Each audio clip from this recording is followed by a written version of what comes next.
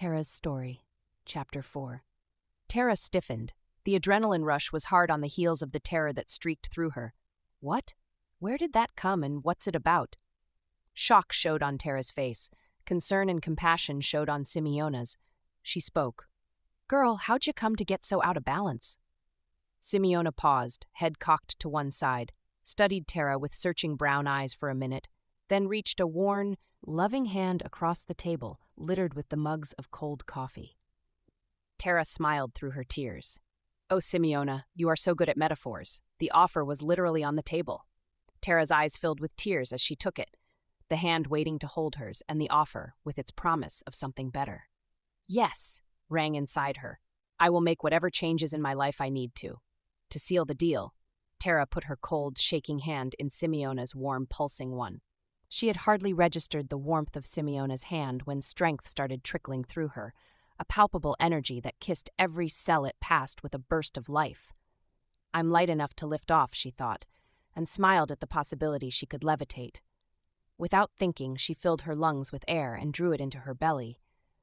Now she could feel her tether to earth, a steadiness that helped her relax to receive the energy.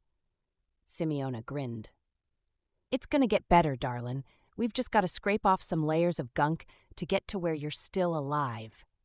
Simeona shook her head slightly, sighed deeply, then turned toward Kale. You go on home, hon. I'll take care of Terra.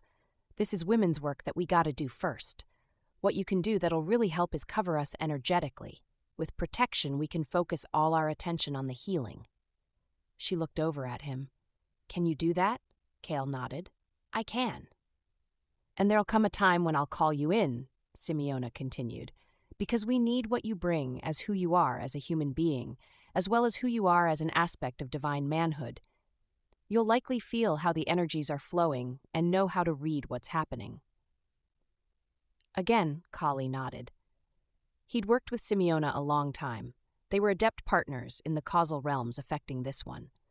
He walked over to Terra, who stood up to let him wrap his arms around her.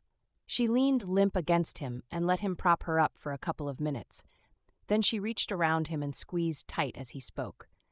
I'm not going to let go of you, sweetheart. We've got you. He kissed the top of her head, then lifted her chin with a finger so she could meet his gaze. You have everything you need right here in your heart. He gently tapped her chest. And the world's best support team. He grinned. Terra mustered up the grit to grin back at him, only slightly shaky. You got that, silent, watching as Terra turned back toward her and met her gaze. Terra knew that those wise eyes were seeing things that she didn't even know herself, and that she was about to go into the dark. She also knew that this was the only way to heal. Terra lifted her chin and took a deep breath. I'm ready, Simeona smiled. Yes, love, you are. You've been through the fire for sure, but I see the steel inside you. Are you done with that part? What part? Terra felt confused. The suffering, darlin', the suffering, Simeona whispered. Terra tensed, a flash of resentment racing through her. What? Am I done suffering? But then she stopped herself. She closed her eyes and relaxed into the storm of thoughts swirling up inside. What made me think I had to somehow atone for what happened? How have I bought into stories that things are my fault? Have I actually had enough? She lifted her eyes to meet Simeona's gaze and saw that her beloved mentor knew exactly what she was thinking.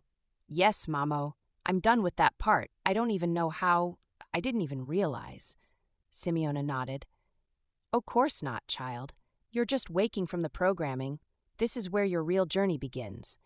Now you're ready to find out who you really are and what you came to do. It's where the fun really starts. Well, after some clearing and healing. And when that gets uncomfortable, you get through it by knowing there's a rainbow on the other side of the storm. Terra sighed. Simeona continued.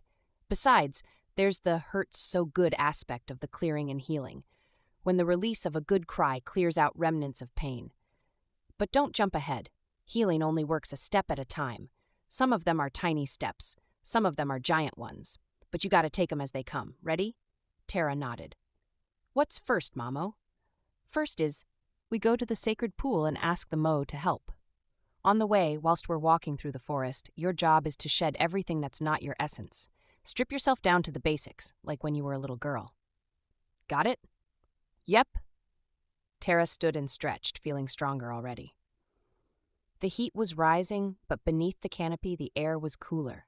The moist air carried the scent of plumeria. Terra felt the trees' awareness of her as she moved past them or pressed a palm against rough bark. She felt the eyes of birds and squirrels flitting through treetops and heard the rustles of other animals following her progress. In front of her, Simeona set a leisurely pace, pausing to caress a lovely fern or to lift her gaze to where a shaft of sunlight pierced through the trees. Terra felt the energy of the forest wrapping itself around her, soft and comforting like a baby blanket. She felt the city fall away and the coils of thoughts of work. Her awareness let go all the externals of her ordinary life and moved deeper into her essence. She forgot the shoulds and the oughts and relaxed into simply being. As she did, she felt herself expanding into the forest, and the forest expanding into her. Life became simple again. Breathe in, breathe out. Hear all the whispers and chatters in the forest, feel all the sensations of sunlight, damp breeze, undergrowth clutching skin, smell the fecund earth, the plumeria and orchids, sense Mother Gaia's heartbeat, her love. As she relaxed more and more, Terra felt how desperately tired she was, how she had used the momentum of busyness to keep going, until she couldn't go anymore, until the energetic deficit of drained soul was reflected in physical and emotional exhaustion. Well, it's a good thing I could come here. Thank goodness for a sense of home. A place at least to start something different. Terra caught up with Simeona where she stood at the edge of the pool, gazing into its depths. The wise woman turned toward her.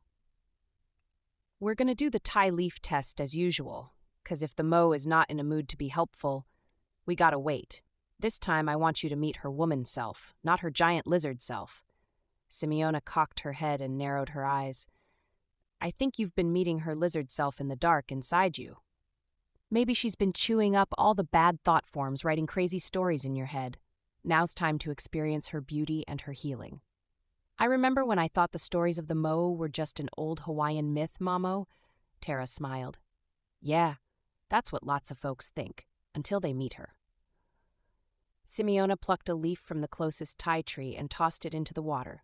It swirled in an eddy near the center, then caught in another, and then another. The leaf appeared to be dancing on the surface of the water, surrounded by sparkles of sunlight. Simeona's smile stretched wide across her face. She's in a really good mood today, daughter. You're on a winning streak. A shiver ran through Terra.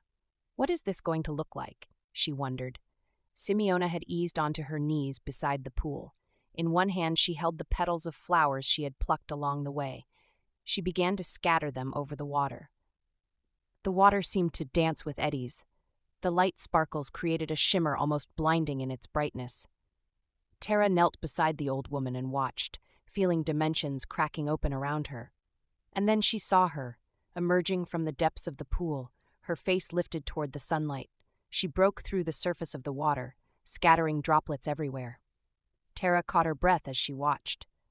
The glistening dark hair, the golden skin, the luminous eyes broke through first, followed by strong shoulders and muscular arms. The Mo swam to the edge of the pool, her voluptuous breasts swaying, and lifted herself onto the bank.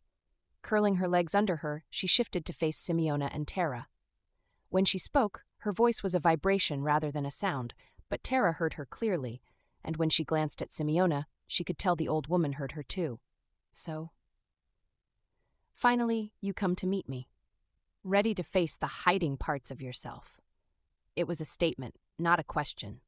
Terra didn't speak. She couldn't. She was still reeling, recognizing the energy that had been writhing in her belly, so long as the same energy curled lazily in front of her. The Mo turned toward Simeona. She is ready to swim with me, to claim her power now, eh, sister? Simeona smiled. Yes, ma'am, the fight is ignited inside her. She's finally finished the suffering part. She's ready to change, just doesn't know how. Now we gotta help her find her fierce and polish it up. Terra frowned. What? I graduated Law Enforcement Academy. I'm a detective with a badge and a gun. What does Mamo mean? Find my fierce? A thread of irritation and resentment spiraled through her. The iridescent dark head swung back toward Terra. There was no doubt about her power, though in spite of the fierce and terrifying aspect, her eyes were kind. I've been waiting for you, Terra. You've been waiting for me? You mean you know me? Terra's response was so instinctive she forgot to hold back. The Moe smiled. I know all my daughters, Han.